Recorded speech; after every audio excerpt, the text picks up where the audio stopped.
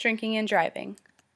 In America, on average, nearly 12,000 people die every year in DUI-related accidents. 900,000 are arrested each year for a DUI or a DWI, and a full one-third of those are repeat offenders. No matter who you are, you can decide to prevent drunk driving. Today I'm going to talk about the risks, consequences, statistics, how having a designated driver can help, and how to prevent people who have had too much to drink from driving. You may hear that drinking will loosen you up and help you relax. What you may not hear is that it can damage the part of your brain that controls coordination, memory, judgment, and decision making. Drinking makes you dumber, you may slur your words, lose coordination, and your reactions will become slower. Drinking fast is called binge drinking, and with binge drinking, the effects of alcohol can overwhelm the body's defenses. Unable to move and think clearly, you can do stupid, risky, and even reckless things that are unsafe or even lethal. When you drink, some of your messages your senses are sending to your brain are suppressed.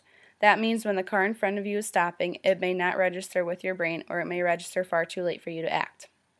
Alcohol in your system also makes you have a distorted picture of how you are moving. You may think that you are moving in a straight line when you are actually staggering across the room.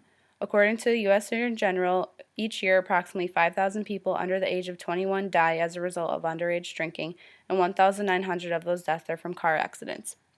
Next time you are at a party or the bar or wherever you may be, you might want to think of the consequences you could face if you get behind the wheel of a car and drive drunk. If you are arrested in Connecticut for a DUI, you will face two separate cases. The first case is a criminal court case. This is where you assign the majority of your consequences.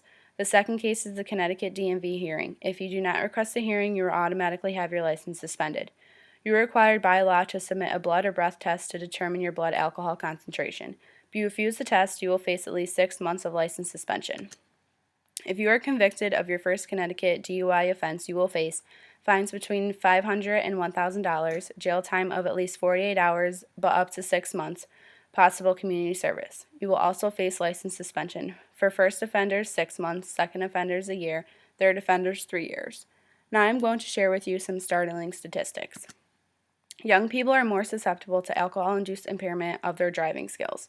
Drinking drivers aged 16 to 20 are twice as likely to be involved in a fatal car crash as drivers who are 21 and older. Every half hour, someone is killed in the United States due to a drunk driver. 1,210 children aged 0 to 4 were killed in traffic accidents in 2010. 17% of those involved an impaired driver. 50% of those kids were riding in the car with a drunk driver.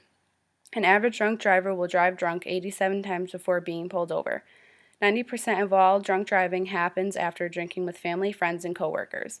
10,228 people were killed in alcohol-related accidents in 2010. 1,825 college students between the ages 18 and 24 die each year from alcohol-related injuries.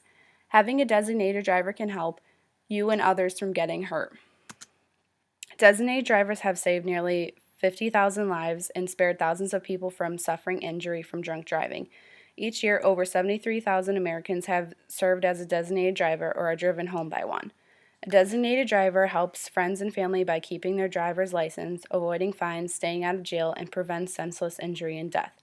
Some tips for designated drivers. Plan ahead whenever you are going to socialize with alcoholic beverages. Decide ahead of time who will not drink any alcohol before or during the party or event. And large groups should have more than one designated driver. Now that I have talked about the importance of a designated driver, here's how to prevent people who have had too much to drink from driving. In addition to being a designated driver, you can save lives by taking car keys away from intoxicated people to prevent them from being drunk drivers. Make it clear that you are doing them a favor. Locate their keys while they are preoccupied and take them away. They will probably think they've lost them and will be forced to accept another mode of transportation. If it's a close friend, try to use a soft, calm approach. Suggest to them privately that they've had too much to drink and it would be better if someone else drove them home. Now that you have heard the risks, consequences, statistics, how having a designated driver can help, and how to prevent people who had too much to drink from driving, I hope that it makes you think twice before getting behind the wheel of your own car or in the car with someone else who has been drinking. Don't let drunk driving happen right in front of you.